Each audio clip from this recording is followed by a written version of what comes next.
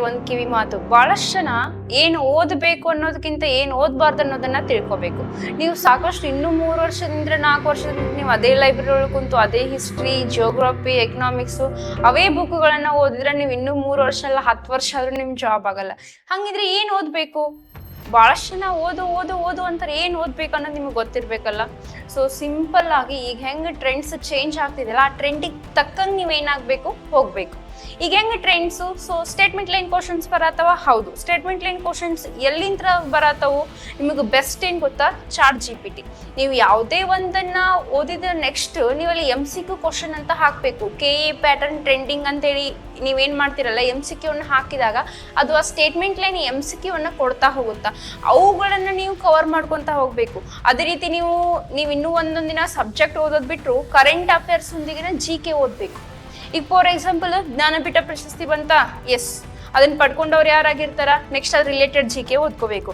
ಯಾವೆಲ್ಲ ಪ್ರಶಸ್ತಿಗಳು ಬಂದಿರ್ತಾವಲ್ಲ ಅದರ ರಿಲೇಟೆಡ್ ನೀವೇನ್ ಮಾಡ್ಬೇಕು ಅಂದ್ರೆ ಕರೆಂಟ್ ಅಫೇರ್ಸ್ ಓದ್ಕೊಂಡು GK ಅನ್ನ ಓದ್ಕೋಬೇಕು. ಈ ರೀತಿ ಸ್ಮಾರ್ಟ್ ವರ್ಕ್ ಅನ್ನ ಮಾಡಿದಾಗ ಮಾತ್ರ ನೀವೇನಪ್ಪಾ ಅಂದ್ರೆ ಎಕ್ಸಾಮ್ ಅನ್ನ ಕ್ಲಿಯರ್ ಆಗಕ ಸಾಧ್ಯ ಆಗ್ತಾ ಹೋಗುತ್ತಾ. ಡಾಂಕಿ ವರ್ಕ್ ಅನ್ನ ಮಾಡ್ಲಿಕ್ಕೆ ಹೋಗ್ಬೇಡ್ರಿ. Hard work okay, but smart work. ಅದ್ರ ಜೊತೆಗೆ ಏನಪ್ಪಾ ಅಂದ್ರೆ ಪ್ರೀವಿಯಸ್ ಇಯರ್ಸ್ ಕ್ವಶನ್ ಪೇಪರ್ಸ್ ಅನ್ನ ಬಿಡಿಸ್ಬೇಕು. ನೀವು ಯಾವ ಎಕ್ಸಾಮ್ ಪ್ರಿಪೇರ್ ಆಗ್ತಿರಲ್ಲ, ಪ್ರೀವಿಯಸ್ ಇಯರ್ ಕ್ವಶನ್ ಪೇಪರ್ಸ್ ಅನ್ನ ನೀವು ಎಷ್ಟು ಸಾಲ್ವ್ ಮಾಡ್ತಾ ಹೋಗ್ತಿರಲ್ಲ, ಅದು ನಿಮ್ಗೊಂದು ಕಾನ್ಫಿಡೆನ್ಸ್ ಅನ್ನ, ನಿಮ್ಮ ಎನರ್ಜಿ ಲೆವೆಲ್ ಅನ್ನ ಅದು ಬೂಸ್ಟ್ ಮಾಡ್ತಾ ಬರುತ್ತೆ. ಕಾಂಪಿಟೇಟಿವ್ ಜಗತ್ತನ್ನ ಗೆಲ್ಬೇಕಂತ ಬಂದವನು ಮೊದಲು ನಿನ್ನನ್ನ ನೀ ಅರ್ಥಕೊಳ್ಬೇಕು. ಫಸ್ಟ್ ನಿನ್ನನ್ನ ನೀ ಗೆಲ್ಬೇಕಂತ ಬಂದವನು ಸೋಲ ಕೂಡ ಇಲ್ಲಿ ಸಿದ್ಧನಾಗಿರ್ಬೇಕು ನೀನು, ಹೌದಲ್ವಾ? ಅದೇ ರೀತಿ ಏನಪ್ಪಾ ಅಂತಂದ್ರೆ ಡೈಲಿ ನ್ಯೂಸ್ ಪೇಪರ್ ಅನ್ನ ಅನಲೈಸಿಸ್ ಮಾಡಬೇಕು, ಡೈಲಿ ಪ್ರಚಲಿತ ಘಟನೆಗಳನ್ನ ಓದ್ಕೋಬೇಕು. ಅದೇ ರೀತಿ ಏನಪ್ಪಾ ಅಂತಂದ್ರೆ ಅದ್ರ ರಿಲೇಟೆಡ್ GK ಅನ್ನ ನೀವೇನ್ ಮಾಡ್ಬೇಕು, ಓದ್ಕೋಬೇಕು.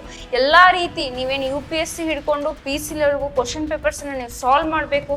ಇಷ್ಟೆಲ್ಲ ಮಾಡಿದಾಗ ಅದೇ ರೀತಿ ನೀವು ಯಾವ ಕಾನ್ಸೆಪ್ಟ್ ಅನ್ನ ಓದ್ತಿರಲ್ಲ ಅದ್ರ ಮೇಲೆ ಲೇಟ್ ಆದ್ರೂ ಆಗ್ಲಿ MCQ ಅನ್ನ ಬಿಡಿಸ್ಬೇಕು. ನೀವು ಎಷ್ಟು MCQ ಅನ್ನ ಸಾಲ್ವ್ ಮಾಡ್ತಾ ಹೋಗ್ತಿರಲ್ಲ ಅಷ್ಟು ನಿಮಗೆ ಏನಪ್ಪಾ ಅಂದ್ರೆ ಅದು ಹೆಲ್ಪ್ ಆಗ್ತಾ ಹೋಗುತ್ತಾ. ಇನ್ನು ಬಹಳಷ್ಟು ಜನ ಓದಿದ್ದು ನೆನ್ಪುಳಿಯಲ್ಲ ಅಂತಾರ.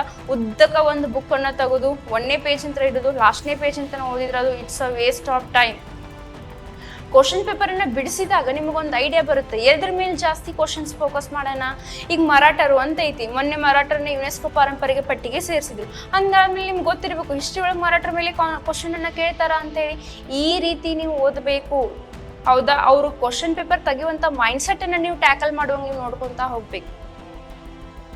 ಅದೇ ರೀತಿ ಓದಿದ್ದನ್ನ ನಿಮಗೆ ಇನ್ನೂ ಇವತ್ತಿನ ದಿನ ಓದೋದು ಲೇಟ್ ಆದ್ರೆ ಆಗ್ಲಿ, ಹಿಂದೆ ನಿನ್ನೇನು ಓದಿರ್ತಾರಲ್ಲ ಅದನ್ನ ಇವತ್ತು 5 ನಿಮಿಷ ರಿವಿಷನ್ ಮಾಡಿ ಮುಂದಿನ ಸ್ಟಾರ್ಟ್ ಮಾಡಬೇಕು. ನೀವು ಹಂಗ ಉದ್ದಕ ಏನ್ ಮಾಡ್ತೀರಿ, ಓದ್ಕೋತ ಹೋಗ್ತಿರಲ್ಲ, ನಿಮ್ಗೆ ಓದಿದಂಗ ಅನ್ಸುತ್ತಾ, ಅದು ಆ ಕ್ಷಣಿಕ ಮಾತ್ರ. ನೆಕ್ಸ್ಟ್ ಡೇ ಕೇಳು ನಿಮ್ಗೆ ಅದು ನೆನಪುಳಿಯಲ್ಲ. ಎಷ್ಟು ನೀವು ಓದ್ತೀರಿ, ಎಷ್ಟು ನೀವು ರಿವಿಷನ್ ಮಾಡ್ತೀರಿ, ಎಷ್ಟು ನೀವು ಬರೀತೀರಿ, ಅದು ನಿಮಗೆ ಮೈಂಡ್ ಒಳಗೆ ಫಿಕ್ಸ್ ಆಗಿರುತ್ತ. ಓಕೆನಾ? 3R ಅಂತ ಐತಿ ಗೊತ್ತಾ? Read, rewrite, repeat, revision. ಎಷ್ಟು ನೀವು ಇಷ್ಟು ಮಾಡ್ತಾ ಹೋಗ್ತಿರಲ್ಲ 3R ಅನ್ನ, ಎಷ್ಟು ನಿಮ್ಮ ಲೈಫ್ ಒಳಗೆ ನೀವು ಅಳವಡಿಸ್ಕೋತೀರಿ, ಅಷ್ಟು ಬೇಗ ನೀವೇನು ಮಾಡ್ತೀರಿ, ಈ ಫೀಲ್ಡ್ ಒಳಗೆ ಸಕ್ಸಸ್ ಅನ್ನ ಕಾಣ್ತಾ ಬರ್ತೀರಿ.